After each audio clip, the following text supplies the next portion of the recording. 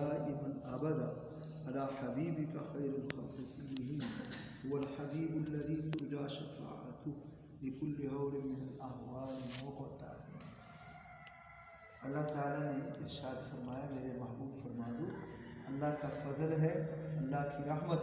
ایمان والو قل بفضل اللہ وبرحمتہ فبذلک فلیفرحوا، ایمان والوں کو فرما دو اللہ کا فضل اور اللہ کی رحمت ہے، اس پر ایمان والوں خوش ہو جاؤ.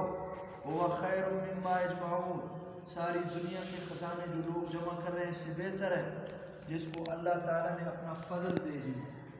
حضرت ابن عباس رضی اللہ عنہ رئیس المفسرین ہیں، وہ فرماتے ہیں کہ اللہ کے فضل سے مراد اللہ کا قرآن ہے. قل بفضل اللہ وبرحمتہ، نبی آخر الزمان، یہ دو بڑی نعمتیں اللہ نے ہمیں عطا فرمائی. فبذلک فلیفرحوا، اسی پر خوش ہو جاؤ ایمان والو. وخیر مما یجمعون، دنیا کے خزانے جو لوگ جمع کریں اس سے بہتر ہے جس کو اللہ کا قرآن مل گیا، نبی آخر الزمان مل گیا. یعنی اللہ کی محبت، اللہ کے قرآن کی محبت، اپنے نبی کی محبت اللہ نے عطا فرمائی. یہ بہت بڑی دولت ہے. وخیر مما یجمعون، ایمان کے بعد دو بڑی نعمتیں مائی اللہ تعالیٰ نے ہمیں عطا فرمائی. یہ اللہ کا قرآن ہے اور نبی آخر الزمان، اس کی محبت یہی ایمان ہے. تو جن کے پاس یہ محبت موجود ہے مرنے کے بعد بھی خوشحال، دنیا میں بھی خوشحال. اور دنیا کی محبت جس نے اختیار کی وہ گمراہ ہو گیا. دنیا اللہ عطا فرمائے یہ بھی اللہ کی بڑی نعمت ہے، یہ اللہ کا فضل ہے. اللہ قرآن میں فرما رہے سورہ جمعہ کے اندر فرمایا فَإِذَا قُضِيَتِ الصَّلَاةُ فَانتَشِرُوا فِي الْأَرْضِ وَابْتَغُوا مِنْ فَضْلِ اللَّهِ وَاذْكُرُوا اللَّهَ كَثِيرًا لَعَلَّكُمْ تُفْلِحُونَ. جب نماز جمعہ ادا کر لو اس کے بعد زمین میں پھیل جاؤ، اللہ کا فضل تلاش کرو تو اچھا مال مل جائے. دنیا کی مال و دولت یہ بھی اللہ تعالیٰ کی یعنی آخرت کی کمائی کا ذریعہ ہے. اس مال کے ذریعے سے آدمی حج کرتا ہے، عمرہ کرتا ہے، اس کے ذریعے سے مدارس میں، مساجد میں، دینی پروگراموں میں مساکین فقراء پر خرچ کرتا ہے، اللہ والوں پر خرچ کرتا ہے. یہ بھی اللہ کی نعمت ہے.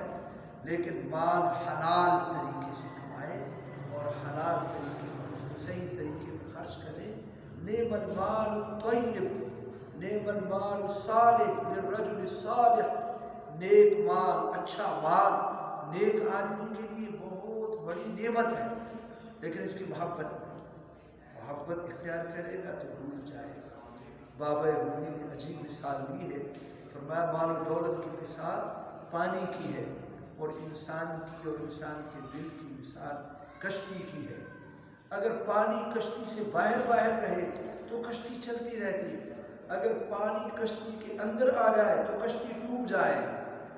آب در زیر کشتی پشتی است، آب در زیر کشتی پشتی است، آب در کشتی ہلاک کشتی است.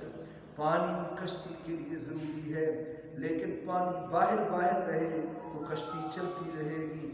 آب در کشتی ہلاک کشتی است، جب پانی کشتی کے اندر آ جائے کشتی ڈوب جائے گی. مال دولت کی محبت اگر آ گئی تو کشتی ڈوب جائے گی. بھائی دنیا بہت اچھی لگتی ہے لیکن یہ دنیا ہمیشہ باقی رہنے والی نہیں. من احب دنیا اضر آخرتہ، جو فرمایا دنیا کی محبت اختیار کرتا ہے اپنی آخرت کو نقصان کرے گا. ومن احب آخرتہ اضر بدنیا، جو آخرت سے محبت کرے گا دنیا میں کچھ نہ کچھ نقصان ہوتا ہے. رزق حلال کے لیے آدمی کوشش کرے اور اللہ تعالیٰ کی محبت اختیار کرے. المال والبنون زینت الحیات الدنیا، مال اولاد بیٹے یہ دنیا کی زندگی کی زینت ہے، یہ ہمیشہ باقی رہنے والے نہیں. والباقیات الصالحات خیر عند ربک ثوابا وخیر عملا، باقی رہنے والے نیک اعمال. والباقیات الصالحات کی مختلف تفسیریں حضرت مفتی محمد شفیع صاحب رحمۃ اللہ علیہ نے معارف القرآن میں لکھی ہے. ایک تفسیر والباقیات الصالحات الاعمال الصالحہ، نیک اعمال کا ہے.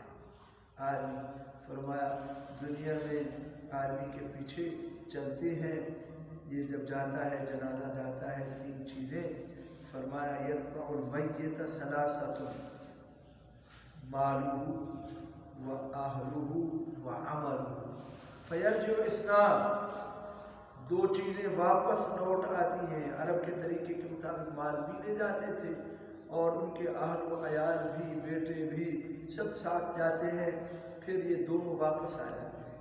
تیسری چیز یبقى عمل، اس کا عمل باقی ہے۔ والباقیات الصالحات اس کی کوشش کرنی ہے، ایمان اعمال صالحہ یہ کام آئیں گے۔ قبر میں جائے گا تو جب سوال جواب ہو جائیں گے، حدیث شریف میں ہے فرمایا ایک حسین و جمیل خوبصورت نوجوان اس کے سامنے آ جاتا ہے، کہتے ہیں کون ہے؟ کہتے تو مجھے نہیں جانتا، انا عملک الصالح، میں تیرا نیک عمل، نیک عمل والا ساتھ جائے گا بھائی، قبر میں بھی ساتھ، حشر میں بھی ساتھ۔ تو ایمان اعمال صالحہ کی کوشش کرنی ہے۔